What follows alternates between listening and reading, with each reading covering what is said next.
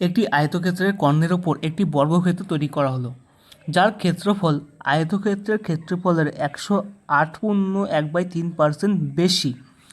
যদি আয়তক্ষেত্রের পরিসীমা 28 একক হয়, তাহলে আয়তক্ষেত্রের বাহুগুলির মধ্যে পার্থক্য নির্ণয় করো।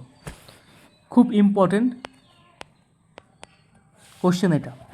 দেখো টেকনিশিয়ান 2024 এসেছিল, বলেছে আয়তক্ষেত্রের কর্ণের উপর একটি বর্গক্ষেত্র তৈরি করা হলো, অর্থাৎ আয়তক্ষেত্রের কর্ণ সেটা হচ্ছে বর্গক্ষেত্রের বাহু, আয়তক্ষেত্রের কর্ণ সেটা হচ্ছে বর্গক্ষেত্রের বাহু। তাহলে একটা যদি আমরা এল ধরি, একটা যদি ব্রেথ ধরি, লেন্থ অ্যান্ড ব্রেথ ধরি আয়তক্ষেত্রের বাহু, তাহলে কর্ণের সূত্র কি? √L² + B², পিথাগোরাসের সূত্র অনুযায়ী। তাহলে এটাই হচ্ছে এই আয়তক্ষেত্রের কর্ণটাই হচ্ছে বর্গক্ষেত্রের বাহু। ঠিক আছে, যেহেতু কর্ণের ওপর বর্গক্ষেত্র তৈরি হলো, তাহলে এই কর্ণটা দিয়েই একটা বর্গক্ষেত্র তৈরি করা হবে। তাহলে আয়তক্ষেত্রের কর্ণই হচ্ছে বর্গক্ষেত্রের বাহু। তাহলে আমরা লিখতে পারি এ, বর্গক্ষেত্রের বাহু হচ্ছে এ সমান √L² + B², এটা আমরা লিখতে পারি। এবার দেখো বলেছে যার ক্ষেত্রফল মানে বর্গক্ষেত্রের ক্ষেত্রফল আয়তক্ষেত্রের ক্ষেত্রফলের 108.1/3% বেশি। অর্থাৎ কি? তাহলে বর্গক্ষেত্রের যদি ক্ষেত্রফল বের করি বাহু স্কোয়ার, তাহলে হচ্ছে A², তাহলে এটারও তাহলে স্কোয়ার হবে। যখন আমি এটা স্কোয়ার করবো তখন একেবারে রুটটা উঠে যাবে। তখন কী হবে? রুট উঠে যাবে। তখন বলেছে যে দেখো যখন তাহলে বর্গক্ষেত্রের ক্ষেত্রফল কী হচ্ছে? বর্গক্ষেত্রের ক্ষেত্রফল হচ্ছে এখানে L² +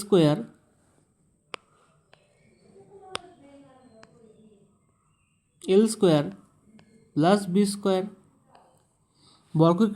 বর্গক্ষেত্রের ক্ষেত্রফল বেরোলো, সমান কী বলেছে? আয়তক্ষেত্রের ক্ষেত্রফল দৈর্ঘ্য গুণ প্রস্থ, ক্ষেত্রফলের চেয়ে 108.1/3% বেশি। তাহলে ইন্টু আমরা লিখতে পারি 3 মানে 300 নিচে পার্সেন্টেজ আছে, 108, 3×24, 325, 325 আর 300, 625, এত বেশি। এটা হচ্ছে আমাদের ফাইনাল ইকুয়েশন। তাহলে দেখো কি করতে হবে। আচ্ছা, এটাকে আমরা লিখতে পারি কি? দেখো এটাকে আমরা এভাবে লিখতে পারি কি, L² + B² বাই এটাকে নিচে নিয়ে আসবো L × B সমান 625/300। 625 কীভাবে বুঝতে পারছো তো? মানে এটা হচ্ছে 325/300, কিন্তু বেশি বলেছে, তাহলে 1 প্লাস করবো, তাহলে 625/300 এইভাবে হচ্ছে। ঠিক আছে, তাহলে দেখো এখান থেকে ইকুয়েশন কী হচ্ছে।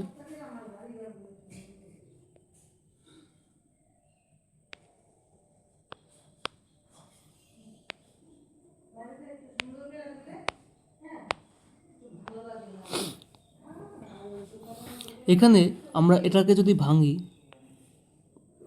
300কে ভাঙলে কী হবে? গুণাকারে, যেহেতু এটা গুণাকারে আছে, তাহলে 20 × 15, 300।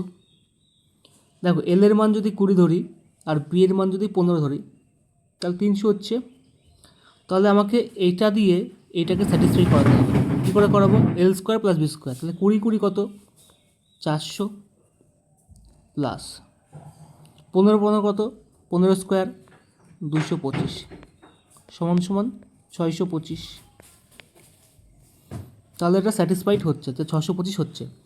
তাহলে আমরা এটাকে ধরতে পারি যে L সমান 20 ছিল, 20x ছিল, আর যেহেতু ইউনিট ধরছি আমরা, এবং B সমান 15x ছিল। এবার প্রশ্নে বলে দেওয়া আছে কি? প্রশ্নে দেখো কি বলে দেওয়া আছে। প্রশ্নে বলে দেওয়া আছে পরিসীমা, আয়তক্ষেত্রের পরিসীমা হচ্ছে 28 একক। আয়তক্ষেত্রের পরিসীমা কত আছে? 28 একক। তাহলে আমরা পরিসীমা সূত্রটা বসাই এখানে।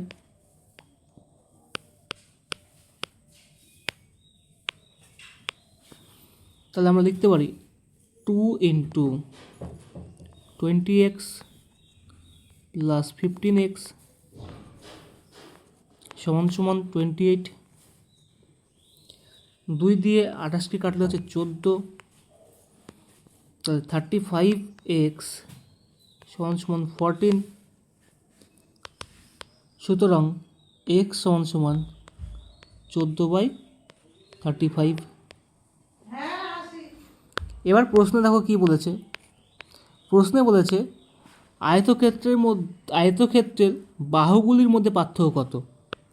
বাহুগুলির মধ্যে পার্থক্য কীভাবে বের করবো দেখো, আমরা একটা বাহু বেরিয়েছিলাম 20x, একটা বাহু বের করেছিলাম 15x, তাহলে এদের মধ্যে পার্থক্য কত? 5x। 5x পার্থক্য।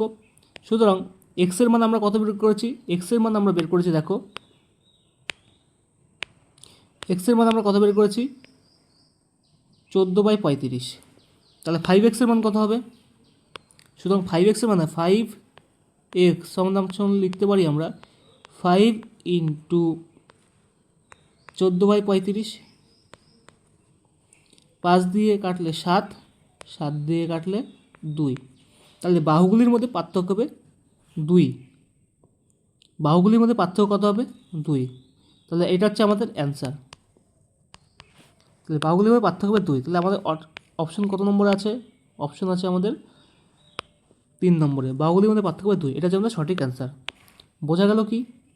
ভেরি ভেরি ইম্পর্টেন্ট কোশ্চেন এটা, ভেরি ভেরি ইম্পর্টেন্ট কোশ্চেন। দেখো 2024-এ এসেছিলো, তবুও খুব খুব ইম্পর্টেন্ট টেকনিশিয়ানে।